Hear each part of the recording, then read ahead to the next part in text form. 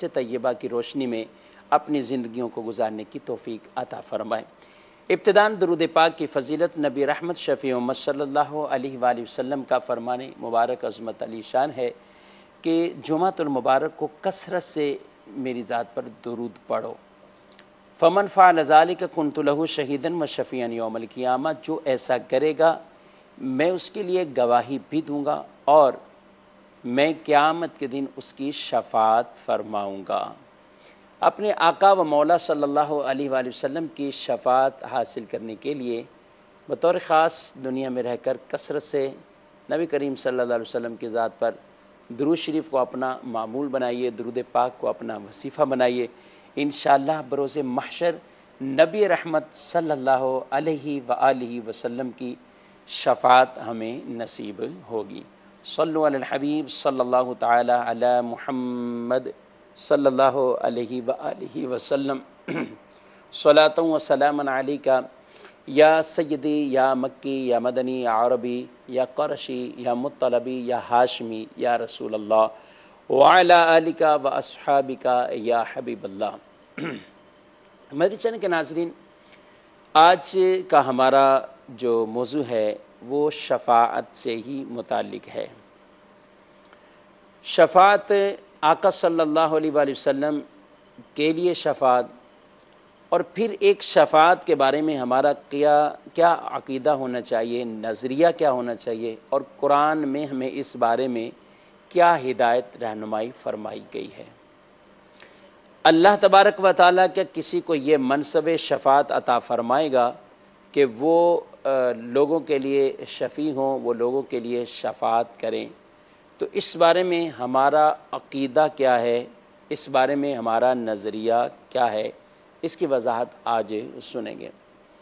مدنی channel کے ناظرین، قرآن مجید، فرقان حمید اور احادیث طیبہ کی روشنی میں شفاعت کے بارے میں ہمارا عقیدہ یہ ہے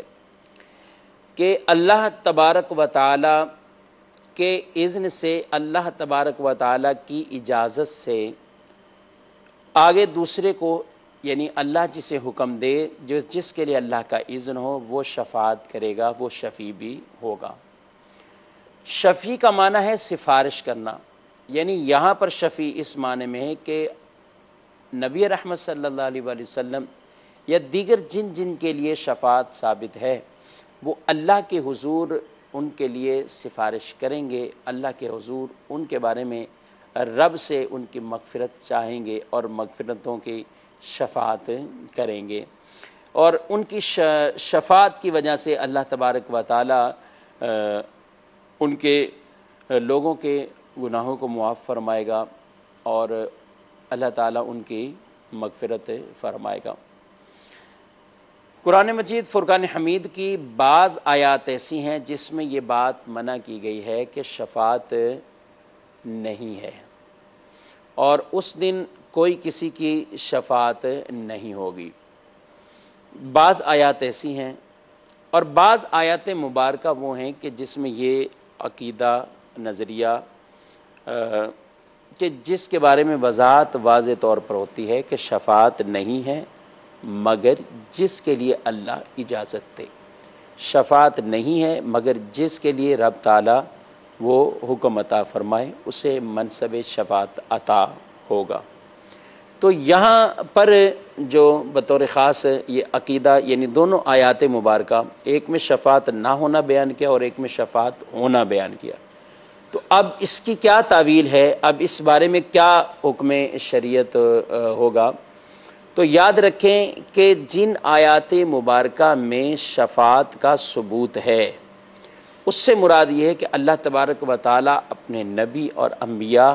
اسی طرح اولیاء، اسی طرح دیگر صالحین کو، دیگر مختلف اعمال والوں کو اللہ منصب شفاعت عطا فرمائے گا اور وہ شفاعت کریں گے۔ اور جن آیات طیبہ میں یہ بات بیان کی گئی ہے کہ شفاعت نہیں ہے، تو اس سے مراد یہ ہے کہ اس سے مراد یہ ہے کہ وہ اللہ کی اجازت کے بغیر جو شفاعت ہو، یا اس سے مراد یہ ہے کہ کفار کے لیے کوئی شفیع نہیں ہوگا، کفار کے لیے کوئی شفاعت نہیں کرے گا۔ اور جن میں اجازت بیان فرمائی ہے ان میں یہ ہے کہ اللہ کے اذن اور اللہ کی اجازت سے شفاعت ہوگی۔ قرآن مجید فرقان حمید میں ہم اس کا بیان پڑھتے ہیں۔ سورہ بقرہ کے اندر اللہ تبارک و تعالیٰ نے ارشاد فرمایا ہے، لَهُ مَا فِي السَّمَاوَاتِ وَمَا فِي الْأَرْضِ مَنْ ذَا الَّذِي يَشْفَعُ عِندَهُ إِلَّا بِإِذْنِهِ۔ فرمایا اس کا ہے جو کچھ آسمانوں میں ہے اور جو کچھ زمین میں، وہ کون ہے جو اس کے ہاں سفارش کرے؟ الا باذنی، بے اس کے حکم کے، یعنی جس کے لیے رب تعالیٰ سے حکم ہو، جس کے لیے رب تعالیٰ سے اذن ہو، وہی اللہ کے حضور شفاعت کریں گے۔ یہ آیت مبارکہ آیت الکرسی کے ایک جز ہے، اس کا ایک حصہ ہے، جس میں یہ بات بالکل عیاں کر دی، جو بات بالکل واضح طور پر یہ بیان کر دی کہ من ذا الذی یشفع عندہ الا باذنہ، کون ہے جو شفاعت کرے گا مگر اس کے اذن سے، مگر اس کی اجازت سے۔ تو پتہ چلا کہ شفاعت ہے، منصب شفاعت بھی ملے گا، لیکن کیسے ہے؟ اللہ کی اجازت سے۔ اور ہمارا عقیدہ یہی ہے، ہمارا نظریہ یہی ہے کہ اللہ کے اذن سے، اللہ کی اجازت سے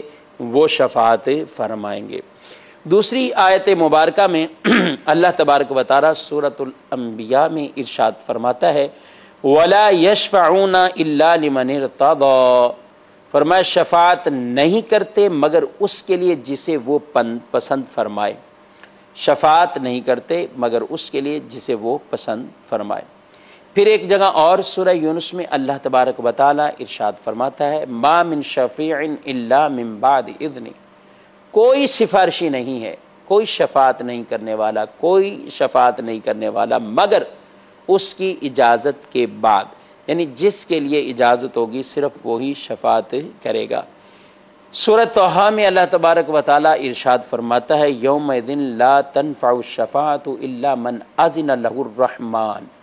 فرمایا کہ اس دن کسی کی شفاعت نفع نہیں دے گی، کسی کی شفاعت کام نہیں آئے گی مگر اس کی جسے رحمان نے اذن عطا فرمایا، جسے رحمان نے اذن دیا، اجازت دی۔ آگے پھر سورۃ السبا میں اللہ تبارک و تعالی ارشاد فرماتا ہے، وَلَا تَنفَعُ الشَّفَاعَةُ عِندَهُ إِلَّا لِمَنْ أَذِنَ لَهُ۔ اب دیکھیے کہ کتنی باری یہ بات ارشاد فرمائی کہ اس کے پاس شفاعت کام نہیں دیتی مگر جس کے لیے وہ اذن فرمائے۔ یعنی یہ متعدد آیات مبارکہ جو بیان کی گئیں قرآن پاک میں، اور بھی اس طرح کے مضامین موجود ہیں جن میں بات یہ واضح ہے کہ شفاعت ہوگی، مگر کیسے ہوگی؟ اس کے اذن سے ہوگی، اس کی اجازت سے ہوگی۔ تو مسئلہ بہت واضح ہو جاتا ہے کہ جس کے لیے شفاعت ہے اور منصب شفاعت جس کو ملے گا تو اس سے مطلب یہ ہے کہ اس کی اجازت سے ہے، اللہ کی اجازت سے ہے، اور جہاں منع کیا گیا کہ شفاعت نہیں ہے اس سے مراد یہ ہے کہ اس کی اجازت کے بغیر شفاعت نہیں ہے۔ اور یہ منصب خاص اللہ کے پیاروں کو قیامت کے دن ملے گا، جس میں وہ سفارش کریں گے، جس میں وہ شفاعت کریں گے۔ یہی ہمارا عقیدہ ہے۔ مدنی کے ناظرین، اللہ کے اذن اور اللہ کی اجازت کے بغیر شفاعت تو کیا اور بھی کسی معاملے میں ایک ذرہ بھی ادھر سے ادھر نہیں ہو سکتا۔ سب چیزوں کا مالک مختار اللہ رب العالمین ہے، وہی مالک ہے، وہی مختار ہے، لیکن اس نے اپنے پیاروں کو کچھ اختیارات ایسے دیے ہیں، اپنے پیاروں کے لیے کچھ ایسی چیزیں رکھی ہیں کہ جس میں وہ شفاعت کریں یا ان کو ایسے اختیارات عطا فرمائے کہ وہ ایسے تصرفات کریں، تو یہ اللہ کے اذن سے ہی ہے، اللہ کی دی ہوئی طاقت کے ساتھ ہی ہے۔ تو جب یہ چیز بالکل عیاں ہو جاتی ہے، یہ بالکل واضح ہوگی، تو اس سے یہ بھی پتہ چل گیا کہ عقیدہ شفاعت بالکل درست ہے اور قرآن مجید فرقان حمید کے عین مطابق ہے۔ اس کے علاوہ احادیث طیبہ کی طرف ہم جائیں گے تو بہت سی ایسی احادیث ہیں جس میں اللہ تبارک و تعالیٰ کے پیارے رسول صلی اللہ تعالیٰ علیہ وآلہ وسلم نے آپ نے بہت سی ایسی احادیث مبارکہ جن میں خود آپ نے شفاعت کے بارے میں بیان فرمایا۔ نبی رحمت صلی اللہ علیہ وآلہ وسلم کی بارگاہ میں عرض کیا گیا، یا رسول اللہ صلی اللہ علیہ وآلہ وسلم، قرآن مجید کی یہ آیت مبارکہ عسیٰ ان یبعثک ربک مقاما محمودا، کہ ان قریب اللہ تعالیٰ آپ کو مقام محمود پر مبعوث فرمائے گا، مقام محمود آپ کو عطا فرمائے گا۔ تو حضور کی بارگاہ میں عرض کی گئی آقا یا رسول اللہ صلی اللہ تعالیٰ علیہ وآلہ وسلم یہ مقام محمود کیا ہے؟ تو آپ صلی اللہ علیہ وسلم نے فرمایا ہی شفاعہ، یہ میری شفاعت ہے، جو اللہ تبارک و تعالیٰ مجھے شفاعت عطا فرمائے گا یہ وہ شفاعت ہے۔ ایک اور حدیث پاک ہے، صحیح بخاری کی یہ حدیث ہے، نبی رحمت صلی اللہ علیہ وآلہ وسلم نے ارشاد فرمایا کہ ہر نبی کے لیے دعا ہے، ہر نبی کے لیے ایک ایسی وہ دعا ہوتی ہے جس کی وہ دعا کرتا ہے، اور میں نے چاہا کہ میں اپنی دعا بچا رکھوں، اور اپنی امت کی شفاعت کی دعا ہے آخرت میں۔ ایک اور روایت میں یہی بات کہ ارشاد فرمایا گیا کہ ہر نبی نے ایک سوال کیا اور کہا کہ ہر نبی کے لیے ایک دعا ہے جس کی اس نے دعا کی اور وہ دعا قبول ہوئی، تو میں نے بروز قیامت اپنی امت کے لیے شفاعت کی دعا کر لی۔ یعنی ہر نبی کی وہ دعا جو دعا قبول ہوئی، جو سوال ہر نبی کے لیے ہے کہ جو سوال مقبول ہوتا ہے۔ یاد رکھیں انبیاء کی دعائیں وہ مستجاب ہی ہیں، انبیاء کی دعائیں وہ مقبول ہیں۔ یہاں بطور خاص ایک اور دعا کا ذکر کیا گیا کہ یعنی ایک اور خصوصیت والی دعا انہیں اور خصوصیت والا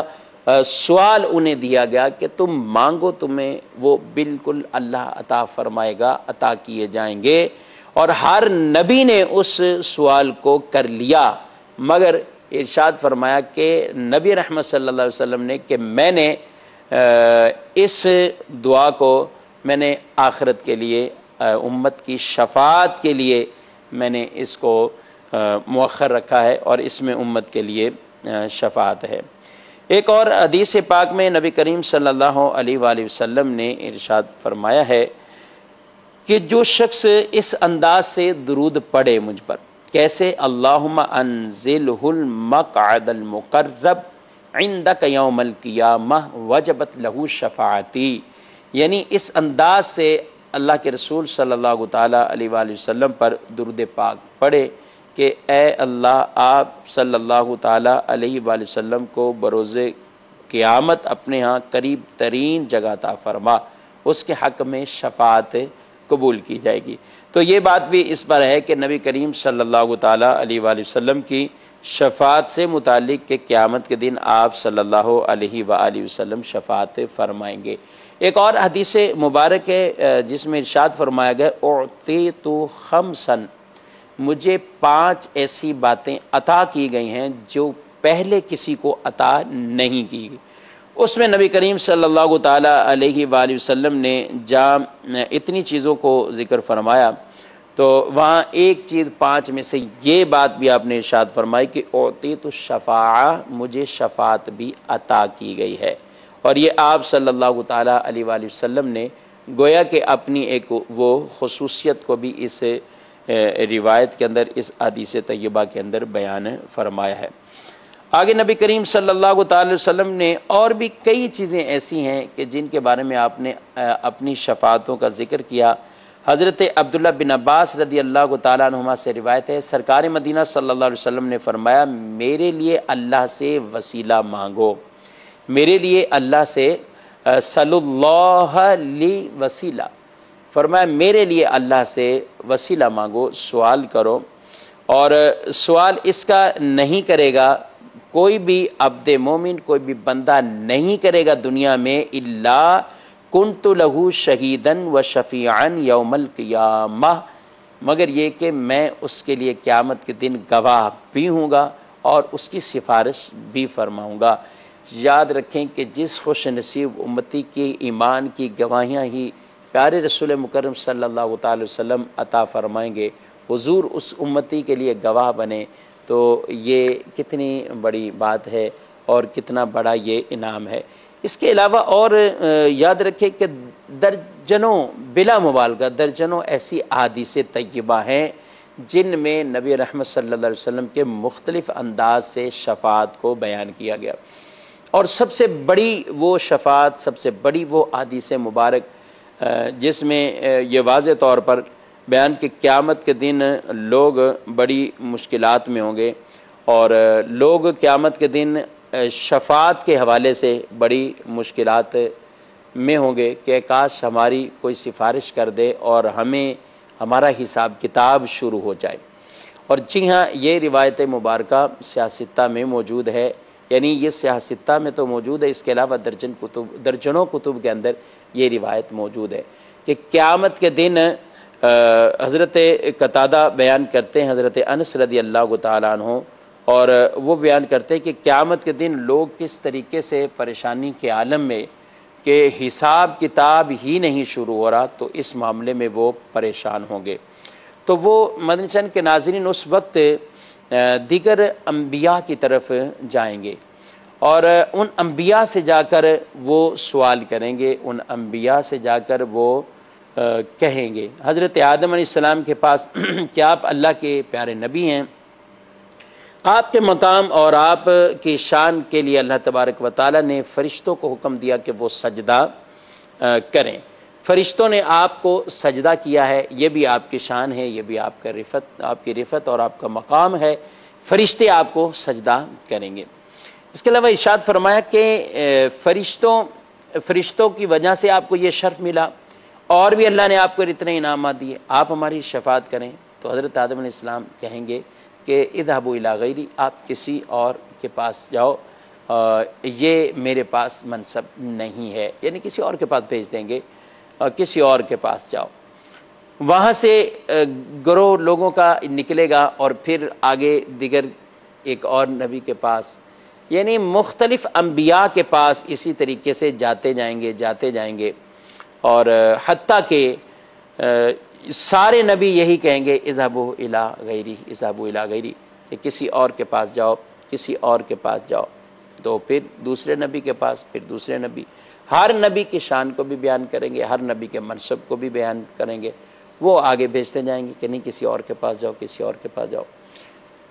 پھر آخر میں حضرت عیسیٰ علیہ السلام اس میدان محشر کے عوام کو، لوگوں کو کہیں گے کہ تم نبی رحمت صلی اللہ علیہ وسلم کی طرف جاؤ، ان کے پاس جاؤ۔ تو پھر سارا اہل محشر وہ حضور صلی اللہ تعالیٰ علیہ وآلہ وسلم کی طرف جائے گا اور نبی کریم صلی اللہ تعالیٰ علیہ وآلہ وسلم سے شفاعت کا سوال کریں گے۔ جی ہاں، حضور علیہ السلام سے شفاعت کا سوال کریں گے۔ جب آپ سے شفاعت کا سوال کریں گے، جب آپ سے کہیں گے، تو آقا صلی اللہ علیہ وسلم یہ نہیں فرمائیں گے کہ اذهبوا الی غیری، بلکہ ہمارے پیارے نبی صلی اللہ علیہ وسلم فرمائیں گے انا لہا، بے شک یہ منصب مجھے عطا ہوا ہے، یہ منصب اللہ نے مجھے دیا ہے۔ پھر آپ صلی اللہ تعالی وسلم اللہ کے حضور ایسا سجدہ فرمائیں گے کہ اور اس میں رب کی ایسی ثنا اور حمد بیان کریں گے کہ یہاں تک کہ اللہ تبارک و تعالیٰ کی طرف سے نبی کریم صلی اللہ تعالیٰ علیہ وآلہ وسلم سے یہ بات کہی جائے گی، ارشاد فرمائی جائے گی کہ ارفع راسک، کہ اے محمد صلی اللہ علیہ وسلم آپ اپنے سر مبارک کو سجدے سے اٹھا لیجئے، فصل تعطیٰ، آپ مانگیے آپ کو عطا کیا جائے گا، اور آپ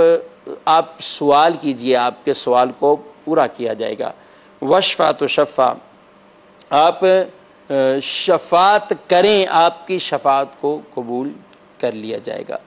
پھر آپ صلی اللہ علیہ وسلم اپنا سر اٹھائیں گے اور فرمایا میں پھر اپنے رب کی ایسی حمد کروں گا جو مجھے رب نہیں سکھائی ہے، وہ میں رب کی حمد کروں گا، پھر میں شفاعت کروں گا۔ پھر شفاعت کریں گے اور شفاعت کے اندر نبی کریم صلی اللہ علیہ وسلم پھر اتنے لوگ یہ شفاعت پہلے یہ فرمائیں گے کہ سب کو یہ شفاعت گویا کہ آپ کی ملے گی کہ حساب کتاب شروع ہو جائے، پھر حساب کتاب ہے۔ اس کے بعد آپ صلی اللہ علیہ وسلم جو مختلف شفاعتیں فرمائیں گے، وہ شفاعتیں اس بات کی ہیں کہ آپ صلی اللہ تعالیٰ علیہ وآلہ وسلم گناہ گاروں کی شفاعت فرمائیں گے، اور واضح طور پر آپ نے یہ ارشاد فرمایا کہ شفاعتی لأہل الکبائر من امتی کما علیہ السلام، کہ میری امت کے کبیرہ گناہ کرنے والوں کے لیے میری شفاعت ہے۔ نبی پاک صلی اللہ علیہ وسلم کی شفاعت ان گناہ گاروں کو وہ ملے گی، اور آپ صلی اللہ علیہ وسلم کی شفاعت کے صدقے اللہ تعالیٰ ان کی مغفرت و بخشش فرمائے گا۔ حضرت ابو ہریرہ رضی اللہ تعالیٰ عنہ بیان کرتے ہیں کہ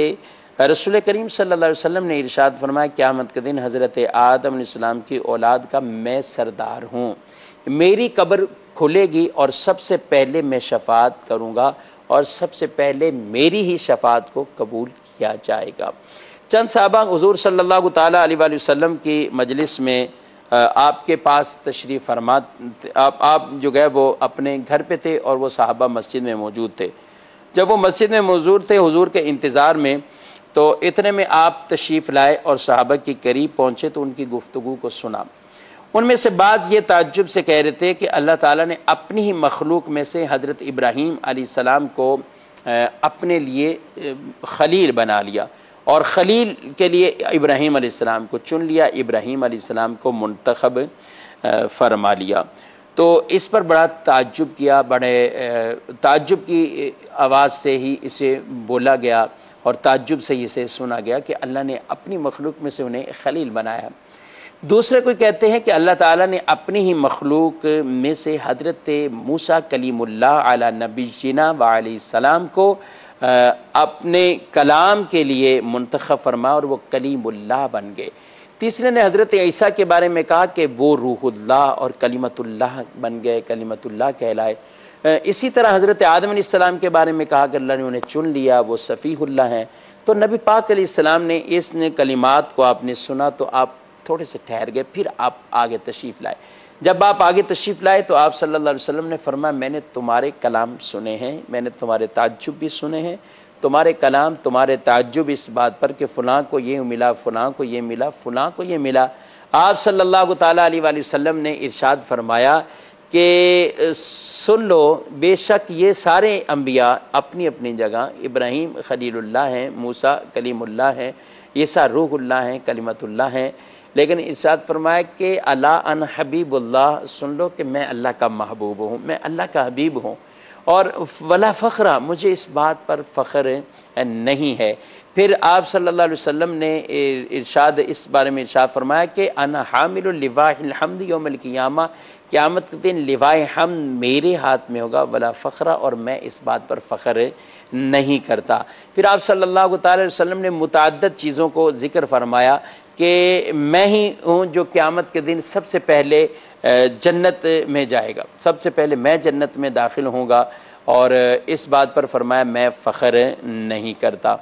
پھر آپ صلی اللہ تعالیٰ علیہ وآلہ وسلم نے ارشاد فرمایا کہ میں ہی شفاعت کروں گا، سب سے پہلے میری ہی شفاعت ہوگی، ولا فخرہ، اور میں اس بات پر فخر نہیں کرتا۔ تو یہ آپ صلی اللہ تعالیٰ علیہ وآلہ وسلم کا اس قدر ان فضائل کو بیان کرنا اور اس پر آپ کا یہ ارشاد فرمانا کہ میں فخر نہیں کرتا، لیکن اللہ نے مجھے یہ منصب، یہ مقام اللہ نے مجھے عطا فرمائے ہیں۔ ان چیزوں کو آپ صلی اللہ تعالیٰ علیہ وآلہ وسلم نے بیان فرمایا۔ تو یہ بہت ہی پیاری اور خوبصورت حدیث طیبہ جس میں یہ بات واضح کہ سب سے پہلے آقا صلی اللہ علیہ وسلم ہی شفاعت فرمائیں گے، پھر اس کے بعد جب حضور شفاعت فرما لیں گے اب دیگر انبیاء کو بھی منصب ملے گا، اولیاء کو بھی ملے گا، اور جس کو بھی جو بھی ذی مرتبہ مقام ہے انہیں اللہ تعالیٰ یہ منصب عطا فرمائے گا۔ بہت سی احادیث طیبہ ہیں جن پر یہ بات ذکر کی گئی کہ ان کے وجہ سے اللہ تعالیٰ شفاعت عطا فرمائے گا۔ آپ رمضان شریف کا مہینہ ہے اور آج 27واں روزہ ہے۔ رات بھر امت مسلمہ الحمدللہ عبادات کے اندر اپنی راتوں کو بسر کرتے ہیں اور گزارتے ہیں، اور بطور خاص عبادت میں اپنی رات گزارتے ہیں۔ تو آج کا یہ مبارک دن ہے، بابرکت دن ہے۔ تو یہ حدیث پاک ہم نے واضح طور پر بارہا سنی ہے کہ رمضان اور قرآن شفاعت کریں گے، رمضان اور قرآن شفاعت کریں گے۔ قیامت کے دن رمضان اللہ کے حضور کہے گا یا اللہ ان لوگوں نے روزے رکھے، یہ میری وجہ سے بھوک اور پیاس کو برداشت کرتے رہے، اور قرآن کہے گا رب العالمین انہوں نے رات کی تھکن تھکاوٹ کے باوجود یہ مجھے سنتے رہے، یہ مجھے پڑھتے رہے، اور اللہ تعالیٰ کی بارگاہ میں یہ دونوں شفاعت کریں گے، رمضان اور قرآن۔ ان دونوں کی شفاعت رب کے حضور ایسی قبول ہوگی کہ جن کے بارے میں یہ شفاعت کریں گے اللہ تعالیٰ ان کو معاف فرمائے گا، ان کے اللہ تبارک و تعالیٰ مغفرت فرما دے گا، تو شفاعت ان کی قبول ہوگی۔ اس کے علاوہ اور کئی ایسے اعمال ہیں جن میں شفاعت کا قبول ہونا بیان کیا گیا ہے، شفاعت اس سے قبول ہوگی۔ مثال کے طور پر ارشاد فرمایا کہ جو بچہ پیٹ میں ماں کے ضائع ہو جاتا ہے، جسے کچا بچہ کہا جاتا ہے، تو یہ بھی قیامت کے دن اللہ کے حضور اپنے ماں باپ کے بارے میں جھگڑا کرے گا، اپنے ماں باپ کے بارے میں اللہ سے گویا کہ جھگڑا کرے گا۔ یہاں جھگڑے سے مراد وہ جھگڑا نہیں جو مد مقابل آنے والا جھگڑا ہوتا ہے، بلکہ یہاں وہ پیار والا جھگڑا مراد ہے، یعنی اصرار کرے گا، بار بار رب کے حضور کہے گا۔ تو یہاں تک کہ اللہ تعالیٰ اس بچے سے یہ ارشاد فرمائے گا کہ اے بچے، اے کچے بچے، کہ تم اپنے ماں باپ کو پکڑو، ان کا ہاتھ پکڑو اور انہیں جنت میں لے کر چلے جاؤ۔ تو بتائیے ناظرین، جب یہ کچا بچہ شفاعت کر رہا ہے تو نبی سچا شفاعت کیوں نہیں فرمائے گا؟ نبی سچے کی شفاعت کیوں نہیں ہوگی؟ تو بالکل وہ بھی شفاعت فرمائیں گے۔ اس کے علاوہ بھی آگے چلیے، حفاظ ہیں، حفاظ شفاعت کریں گے۔ قیامت کے دن حفاظ، جس نے قرآن کے حلال کو حلال جانا، حرام کو حرام جانا اور ان کے تقاضوں کے مطابق اپنی زندگیوں کو بسر کیا، اللہ کریم اسے بھی یہ منصب شفاعت عطا فرمائے گا۔ اور وہ اپنی فیملی میں سے، اپنے اہل خانہ میں سے 10 افراد ایسے کہ جن کے اوپر ان کے گناہوں کی وجہ سے جہنم لازم ہو چکا تھا، ان کی شفاعت وہ کریں گے اور اللہ سے ان کے لیے مغفرت چاہیں گے اور ان کی شفاعت جی ہاں ناظرین قبول ہوگی۔ اسی طریقے سے حاجی، حجاج جو حج کرتے ہیں، اللہ کے رسول صلی اللہ علیہ وآلہ وسلم نے ان کے لیے بھی بشارت عطا فرمائی کہ حج مبرور کرنے والا شخص، حج مبرور یعنی مقبول حج کرنے والا شخص، یہ اپنی فیملی میں سے، اپنے اہل خانہ میں سے 400 لوگوں کی شفاعت کرے گا، 400 لوگوں کی شفاعت کرے گا۔ تو جب یہ ارشاد فرمایا کہ یہ 400 افراد کی اس کے لیے شفاعت ہوگی، تو دیکھیں کتنا بڑا انعام ہے اس حاجی کے لیے، حج کرنے والے کے لیے، کہ اللہ تعالیٰ اسے بھی منصب شفاعت عطا فرمائے گا اور 400 افراد کے لیے وہ مغفرت کا باعث بن جائے گا۔ منشن کے ناظرین، یہ شفاعت کا سلسلہ یعنی حاجی کے لیے بیان کیا گیا کہ وہ حج مبرور کرنے والا۔ حج مبرور یہ ہے کہ آدمی پاک مال سے حج کے لیے جائے، حج کے اندر کوئی کسی طرح کا گناہ کا معاملہ نہ کرے، اللہ اور اس کے رسول کی اطاعت کے مطابق حج کو گزارے، اور ولا رفث ولا فسوق ولا جدال فی الحج، اس کے اوپر پوری عملی طور پر ایک تصویر بن جائے کہ نہ وہ کوئی رفث والا، نہ کوئی وہ جھگڑے والا، نہ کوئی ایسا عمل، وہ حج کے لیے ایسا عمل کوئی بھی نہ کرے۔ پھر جب حج سے واپسی آئے تو وہ حج اس کے لیے نصیحت بن جائے، وہ حج اس کے لیے ایسی بن جائے کہ وہ اس کے پہلے کی زندگی کو تبدیل کرنے کا ذریعہ بن جائے، اور پہلے اگر وہ نافرمانی میں تھا تو اب اطاعت والی زندگی گزارنے لگ جائے، پہلے وہ اگر غفلت میں تھا تو اب یاد الہی والی زندگی کو گزارنے لگ جائے، پہلے اگر وہ اسلام کے احکامات سے بے عملی کی تصویر بنا ہوا تھا تو اب وہ قرآن و سنت کے مطابق اپنی زندگی کو ایسا گزارے کہ گویا اسے جو دیکھ لے اسے نبی کریم صلی اللہ علیہ وسلم کی سیرت و کردار کا ایک آئینہ نظر آ جائے۔ تو حج مبرور جو کرتا ہے اس کے لیے اتنا بڑا انعام ہے۔ حج کے ایام آنے والے ہیں، حج کے دن آنے والے ہیں، حجاج حج کی تیاریوں میں ہیں۔ تو ناظرین، ان باتوں کو سامنے رکھتے ہوئے ہم کوشش کریں کہ حج مبرور کریں تاکہ اللہ کے بارگاہ میں ہمارا درجہ بھی ہو، فضیلت بھی ہو اور ہمیں یہ منصب شفاعت بھی ملے۔ تو میں نے چاہنے کہ ناظرین اس حوالے سے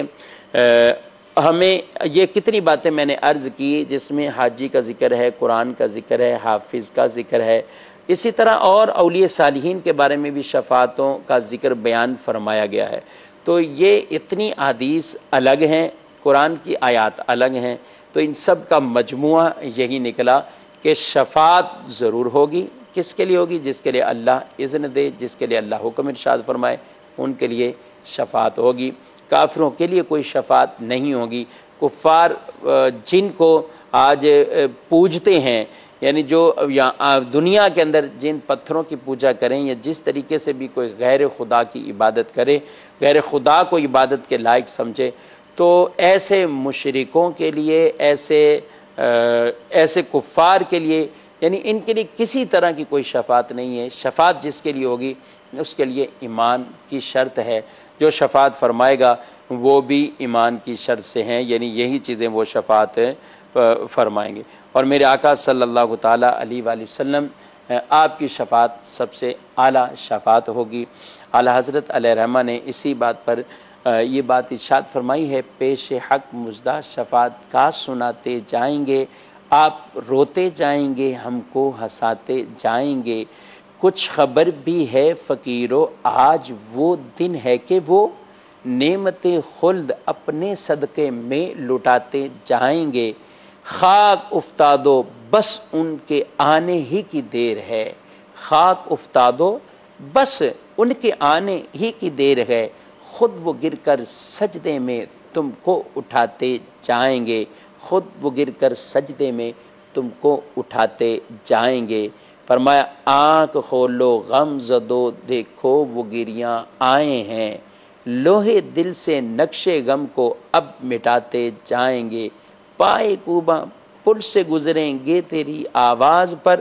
رب سلم کی صدا پر وجد لاتے جائیں گے، رب سلم کی صدا پر وجد لاتے جائیں گے۔ مدنی چینل کے ناظرین، آپ نے سلسلہ ملاحظہ کیا شفاعت کا سلسلہ کہ یہ عقیدہ اور اس بارے میں کیا قرآن و حدیث سے نظریہ ہے وہ آپ نے ملاحظہ کیا۔ اللہ کریم رب العزت جل وعلا مجھے آپ کو ان عقائد پر مستقیم رکھے، استقامت عطا فرمائے اور ان برکات سے ہمیں مالا مال فرمائے۔ اللہ کریم آج کے دن کی برکات سے بھی ہمیں مالا مال فرمائے، میرے اور آپ کے تمام گناہوں کو معاف فرمائے۔ انشاءاللہ کل ایک نئے موضوع کے ساتھ آپ کی خدمت میں پھر